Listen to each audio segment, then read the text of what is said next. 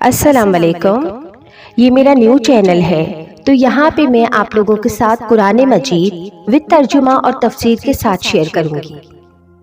میں یہ دعویٰ تو نہیں کرتی کہ میرے پاس بہت سارا علم ہے یا میں کوئی عالم یا اسکالر ہوں، بلکہ کوئی بھی انسان یہ دعویٰ نہیں کر سکتا کہ اس کے پاس کامل علم ہے، کیونکہ علم تو ایک وہ دریا ہے کہ جس سے ہم جتنا حاصل کریں اتنا ہی کم ہے۔ تو جتنا بھی میرے پاس علم ہے انشاءاللہ میں آپ لوگوں کے ساتھ شیئر کروں گی۔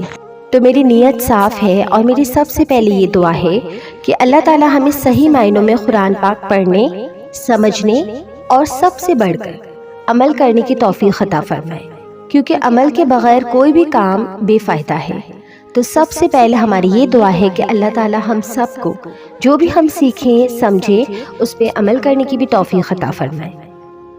رب اشرح لی صدری ویسر لی امری واحلل عقدۃ من لسانی یفقہوا قولی یا مقلب القلوب ثبت قلبی علی دینک۔ سبحانک لا علم لنا الا ما علمتنا انک انت العلیم الحکیم۔ صلی اللہ تعالی علی محمد صلی اللہ علیہ وسلم۔ تو سب سے پہلے ہم سورہ فاتحہ کو پڑھیں گے، سورہ فاتحہ کا ترجمہ پڑھیں گے اور اس کی تفسیر پڑھیں گے۔ سب سے پہلے ہم سورہ فاتحہ کے بارے میں جان لیں۔ بسم اللہ الرحمن الرحیم، نحمدہ ونصلی علی حبیبہ الکریم۔ سورہ فاتحہ کے اسماء اس سورت کے متعدد نام ہیں۔ فاتحہ، فاتحۃ الکتاب، ام القرآن، سورۃ الکنز، کافیہ، وافیہ، شافیہ، شفا، سبا مثانی، نور، رقیہ، سورۃ الحمد، سورۃ الدعاء، تعلیم المسئلہ، تعلیم المناجہ، تعلیم التفویض، سورۃ السوال، ام الکتاب، فاتحۃ القرآن، سورۃ الصلاۃ۔ اس سورت میں 7 آیتیں، 27 کلمے، 140 حروف ہیں۔ کوئی آیت ناسخ یا منسوخ نہیں۔ شان نزول یہ سورہ مکہ مکرمہ یا مدینہ منورہ یا دونوں میں نازل ہوئی۔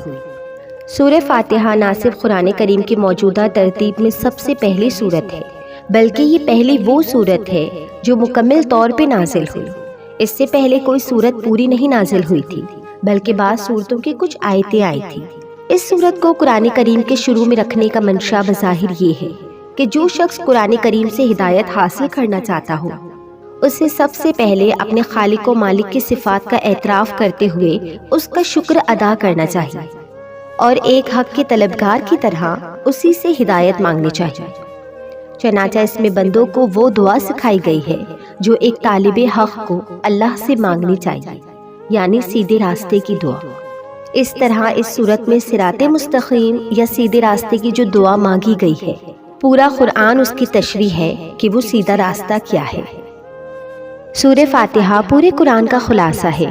اسے ام الکتاب مطلب قرآن کریم کی ماں بھی کہا گیا ہے۔ سورہ فاتحہ ایک سورت نہیں ہے، بلکہ یہ اللہ اور اس کے بندے کے درمیان ایک کنورسیشن ہے، ایک بات چیت ہے۔ آپ سبھی آیت کو ایک ایک کر کے بڑے غور سے سنیں اور اسے فیل بھی کریں، تاکہ آپ جب بھی کبھی سورہ فاتحہ کو پڑھیں، نماز میں یا قرآن میں کہیں بھی، تو آپ اس کو فیل کر سکیں۔ آئیے سیکھتے ہیں اس کا ترجمہ۔ بسم اللہ الرحمن الرحیم۔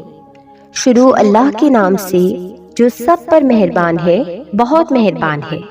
آئیے پہلے بسم اللہ الرحمن الرحیم کی تفسیر سمجھتے ہیں۔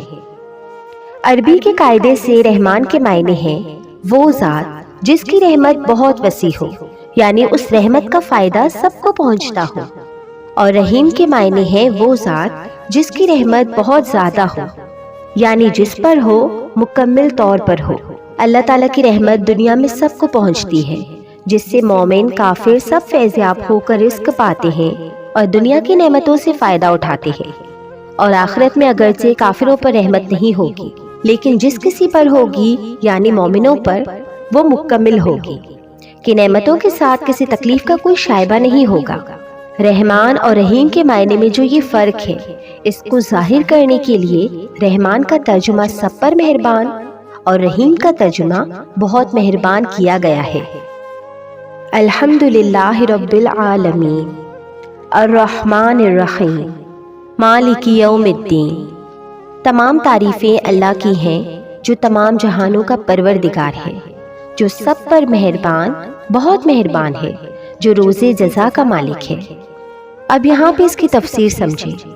اگر آپ کسی عمارت کی تعریف کریں تو در حقیقت وہ اس کے بنانے والے کی تعریف ہوتی ہے، لہٰذا اس کائنات میں جس کسی چیز کی تعریف کی جائے وہ بالآخر اللہ تعالیٰ کی ہی تعریف ہے، کیونکہ وہ چیز اسی کی بنائی ہوئی ہے۔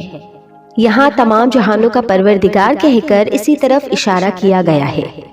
انسانوں کا جہان ہو یا جانوروں کا، جمادات کا جہان ہو یا نباتات کا، آسمانوں کا جہان ہو یا ستاروں، سیاروں اور فرشتوں کا، سب کی تخلیق اور پرورش اللہ تعالیٰ ہی کا کام ہے، اور ان جہانوں میں جو کوئی چیز قابل تعریف ہے وہ اللہ تعالیٰ کی تخلیق اور شان ربوبیت کی وجہ سے ہے۔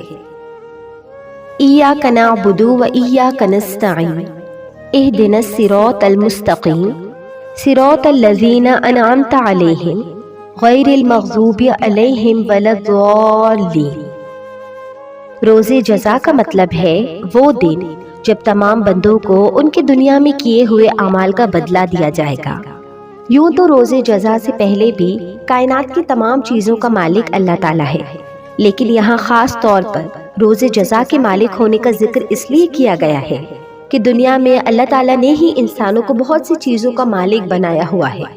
یہ ملکیت اگرچہ ناقص اور عارضی ہے، تاہم ظاہری صورت کے لحاظ سے ملکیت ہی ہے، لیکن قیامت کے دن جب جزا و سزا کا مرحلہ آئے گا تو یہ ناقص اور عارضی ملکیتیں بھی ختم ہو جائیں گی۔ اس وقت ظاہری ملکیت بھی اللہ تعالیٰ کے سوا کسی کی نہیں ہوگی۔ آیت نمبر 5 سے بندوں کو اللہ تعالیٰ سے دعا کرنے کا طریقہ سکھایا جا رہا ہے، اور اسی کے ساتھ یہ واضح کر دیا گیا ہے کہ اللہ تعالیٰ کے سوا کوئی کسی قسم کی عبادت کے لائق نہیں، نیز ہر کام میں حقیقی مدد اللہ تعالیٰ ہی سے مانگنی چاہیے، کیونکہ صحیح معنوں میں کارساز اس کے علاوہ کوئی نہیں۔ دنیا کے بہت سے کاموں میں بعض اوقات کسی انسان سے جو مدد مانگی جاتی ہے وہ اسے کارساز سمجھ کر نہیں بلکہ ایک ظاہری سبب سمجھ کر مانگی جاتی ہے۔ تو یہ ہے سورہ فاتحہ کے معنی، اس کا ترجمہ اور اس کی تفصیل۔ امید ہے کہ آپ لوگوں کو سمجھ میں آئی ہوگی، کیونکہ میں نے بہت ہی آسان الفاظ میں بہت ہی آسان معنوں میں آپ کو سمجھایا ہے۔ تو میری دعا ہے اللہ تعالیٰ سے کہ اللہ تعالیٰ میرے لیے اس کام کو آپ کو سمجھانے اور اس پر عمل کرنا آسان فرمائے، اور آپ کے لیے بھی اس قرآن پاک کو سمجھنے اور اس پر عمل کرنا آسان فرمائے۔ جزاک اللہ۔ ملتے ہیں نیکسٹ ویڈیو میں نئی سورت کے ساتھ۔ تو برائے کرم اگر آپ کو یہ سورت اچھی لگی، اگر کچھ بھی آپ کو سمجھ میں آئی ہے تو آپ اس ویڈیو کو اپنے دوستوں کے ساتھ ضرور شیئر کریں اور کار خیر میں شامل ہو جائیں، کیونکہ یہ ایک نیکی کا کام ہے اور نیکی کی بات پھیلانا بھی صدقہ جاریہ ہے۔ تو مجھے بھی اپنی دعاؤں میں یاد رکھیں۔ انشاءاللہ نیکسٹ ویڈیو میں ملاقات ہوگی۔ اللہ حافظ۔